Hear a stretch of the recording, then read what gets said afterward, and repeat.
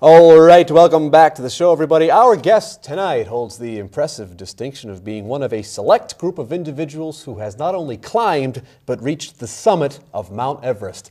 And how does he follow up that glorious achievement? He appears right here with us on Wicked Late.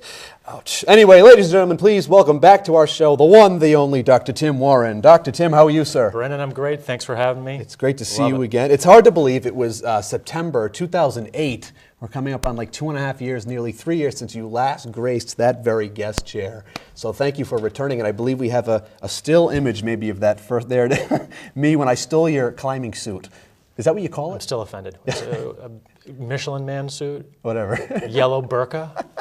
It was very heavy, that's what I recall. But anyway, it's great to see you again. And now, last time you were here, obviously people they know who you are by now. You not only climbed, but you reached the summit of Mount Everest. And we were just talking about this, about how many people since 1953 have actually achieved this feat?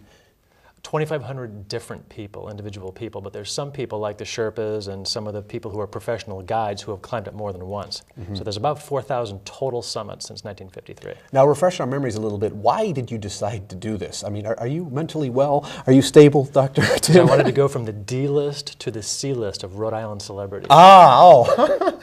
Thank you, I think. But anyway, so tell us about why, you were speaking of yourself. I was. Wow. Inferiority complex, Brendan? Just a little bit. So what, precipitated your desire to sort of, or want to sort of do this? You'd always been interested in sort of the outdoors. Always been an athlete, always been an endurance type athlete, but my parents got me into climbing at a very early age, and then about 15 years ago I took it to the next level and started to learn and become more of a mountaineer, go to exotic locales, learn what I could learn there, and just went higher and higher. No. Never thinking I had the stuff for Everest until I was on the top of Mount Denali in Alaska, the highest mountain in North America. And then I got the juice and thought that if I learned a few more lessons, I might have a shot. And it turned out I was lucky, and I did. Now, I don't, want to make this segment turn into, I don't want to make this a downer as I search for the appropriate words, but haven't people died trying to reach the summit of Mount Everest? Many. So that didn't matter to you? You just wanted to do it?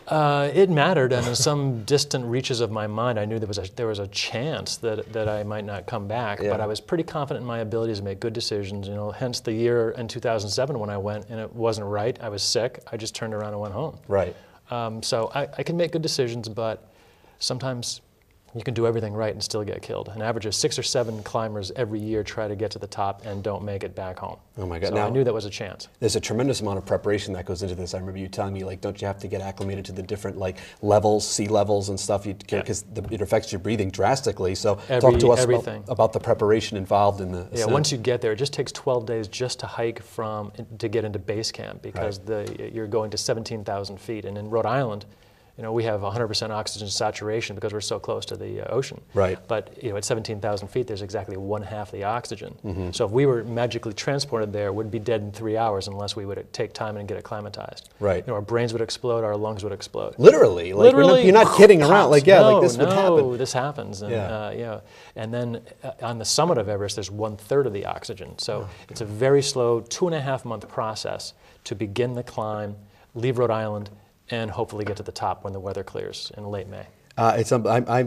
So when you finally get there and you're at the mountain and stuff, you've just got to be tremendously nervous. I mean, I'm urinating right now just thinking about it. But what is the thought process mentally? What are you thinking when you're in the midst of this? Well, it was one of the lessons that I learned from 2007. My mind was not a friend. I was really, when you're alone in your tent at night, you're thinking about all the things that can go wrong. Right. So the lesson that I took from that was I had to make my mind an asset rather than an enemy. So I constantly used affirmations, a technique of just focusing good, positive thoughts into my software of my brain. And I did every night. I worked on that. I wrote, and I stayed very, very right on with my mental focus.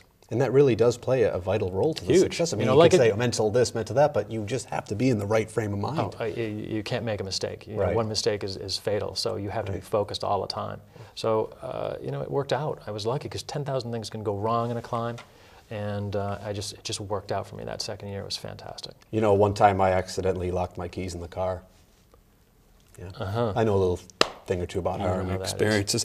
But talk to us what you've been doing since you've been back from climbing Mount Everest. I know you do a lot of speaking engagements. You kind of talk to people. What do these engagements involve? I know you do a lot of motivational stuff. Like how have people responded to what you've done, and what are you looking to do now going forward? Well, I do a lot of business groups. I have a couple of main talks that the business people really like, one on goal setting and one on leadership, using Mount Everest as a metaphor. And people aren't going to climb Mount Everest, Right. except for the crazy knuckleheads, But everybody has a big problem, a big goal, or just wants to edge closer to their human potential. So that really is inspiring to me to help inspire other people. Using that as a metaphor. Exactly. But my favorite thing is speaking in schools. Sure. Just this past 2 days ago, I spoke to 300 7th graders. Talk about fear. Yeah.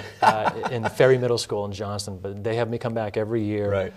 It's really great, and they listen attentively. And if I can just influence one or two of them with a little bit of juice to kind of accomplish whatever their Everest is in their life, then that's tremendously rewarding. You must get some interesting questions from the kids about. There's the similar ones are, how do you go to the bathroom? Right. I get that's that the next one on the list. Adults, everybody from the bottom. So How do you go to the bathroom? Well, sometimes you have to be roped up because you can fall off the mountain at any time. And there's been deaths on Everest from people who didn't have a rope on them when they were going to the bathroom and fell 3,000 feet and died. Pretty embarrassing epitaph. Yeah, I would think so. But you just have to you just have to be careful and focused, and it's. Like I do when I'm in my bathroom at home. Exactly. Focus. Careful and focused. Now, you've written a book about your experiences as well, Lessons from have. Everest. Right. And is that more of just like the same sort of motivational stuff, talking about, how you came to make the decision to do it and subsequently what you're doing now? Is it just sort of continued motivation? The first chapter was just how I arrived at the goal and the mission to climb Everest. And my mission was to climb Everest and safely return. It wasn't just to get to the top, because people die on the way down. So it was get back. It's not like there's a chopper waiting at the top. No choppers, Right. And the second thing was just, you got to do the hard work. It's all nice and to have a goal and a big dream, but if you don't do the work, it's not happening. Right. And then 3 is enjoy the ride, enjoy life. Right. You've got to enjoy life along the road. If you put everything into your mission to the exclusion of friends and family and your enjoyment, and that's not success. Right. So, and then hope came into play, and I tell little stories about how I came up with these, and then thankfulness. I mean, the chapter title is "Thank Your Way to the Top." Right. Can't forget to thank people that helped you out along the way. Now, are you going to do it again, or will you continue your climbing career, maybe on a lower, lesser level, or a lesser level? I'm not Right. going to go back to the big death killer, horrified, That's enough frozen already. body stuff, for that. But I am going to complete the 7 summits of the world, which is the highest mountain in each continent. Wow. I've done 4 of the 7 summits, and I've done the hardest, quote, the hardest ones. Wow. So you can't take your eye off the ball for the last 3. But they're not the level of difficulty of the ones that I've already done. Very good. And where can folks learn more about you and learn more about the book? Website, drtimwarren.com, Very lessonsfromeverest.com. The book's available anywhere. You can order it any place you buy books. Very good. Well, it's great seeing you again, and thank you once again for refreshing everyone's memories about your story. It's just a tremendous accomplishment, and it's great seeing you again, and I can't thank you enough for your time. Brendan, thanks so much. Continued inspiration, Dr. Tim Warren, everybody. We'll be right back after this.